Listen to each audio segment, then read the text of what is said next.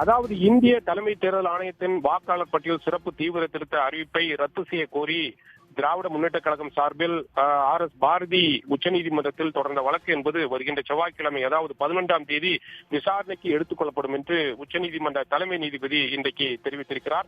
ஏற்கனவே திராவிட முன்னேற்ற கழகம் சார்பில் தொடரப்பட்ட இந்த வழக்கை விரைந்து விசாரணைக்கு எடுத்துக் கொள்ள வேண்டும் என்று திராவிட முன்னேற்ற கழகம் சார்பில் வழக்கறிஞர்கள் இன்றைக்கு உச்சநீதிமன்ற தலைமை நீதிபதி முன்பு ஆஜராகி வலியுறுத்தினார்கள். அதை ஏற்றுக்கொண்ட உச்சநீதிமன்ற தலைமை நீதிபதி கவாய் தான் இந்த வழக்கை வருகின்ற 11ஆம் தேதி செவ்வாய்க்கிழமை விசாரணைக்கு எடுத்துக் கொள்ளப்படும் என்று தெரிவித்திருக்கிறார்.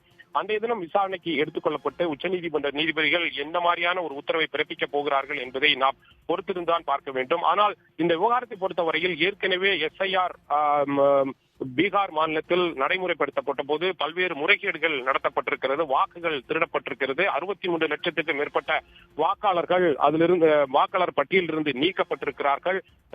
எனவே இது தொடர்பான வழக்கு என்பது உச்சநீதிமன்றத்தில் நிலுவையில் இருந்து கொண்டிருக்கின்ற இந்த சூழ்நிலையில் தமிழ்நாடு உள்ளிட்ட 12 மாநிலங்களில் இந்திய தலைமை தேர்தல் ஆணையம் SIR-ஐ அமல்படுத்துவது தொடர்பான முடிவுகளை எடுத்து அதற்கான நடவடிக்கைகளை தேர்தல் ஆணையம் நடத்தி கொண்டிருக்கிறது. இந்த காலகட்டத்தில் இது நடைமுறைப்படுத்தக்கூடாது.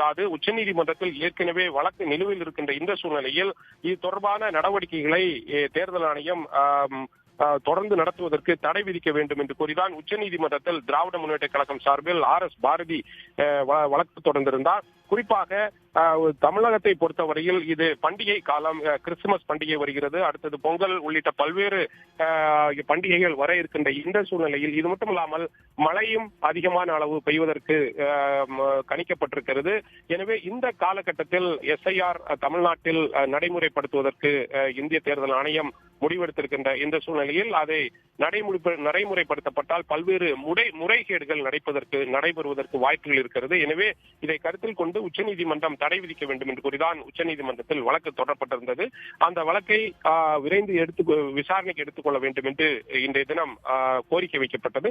அதை ஏற்றுக்கொண்ட உச்சநீதிமன்ற தலைமை நீதிபதி தான் செவ்வாய்க்கிழமை இந்த வழக்கை விசாரணைக்கு எடுத்துக் கொள்வதாக தெரிவித்திருக்கிறார். எந்த அமர்வு இந்த வழக்கை விசாரிக்கும் என்பது பற்றி தெரியவில்லை. ஏற்கனவே இந்த வழக்கு உச்சநீதிமன்ற தலைமை நீதிபதி பீகார் SIR தொடர்பான வழக்கு என்பது விசாரித்து தீர்ப்பு வழங்க இருக்கின்ற இந்த சூழ்நிலையில் இந்த மனுவையும் உச்சநீதிமன்ற தலைமை நீதிபதி விசாரிப்பாரா என்பது திங்கட்கிழமை தான் தெரிய வரும். அவ்வாறு விசாரணைக்கு எடுத்துக் கொள்ளப்படும் போது அந்த உச்சநீதிமன்ற தலைமை நீதிபதி அமர்வு என்ன மாதிரியான உத்தரவுகளை பிறப்பிக்கப் போகிறது என்பதை பொறுத்திருந்தான் நாம் பார்க்க வேண்டும்.